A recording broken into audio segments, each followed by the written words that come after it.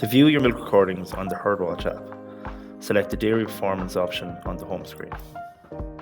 From here, you can click into the milk recordings, and this will give you two options, both your herd average and your per cow.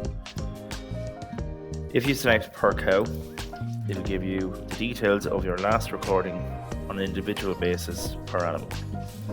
From here, you can search through the different fields and you can filter the options highest to lowest.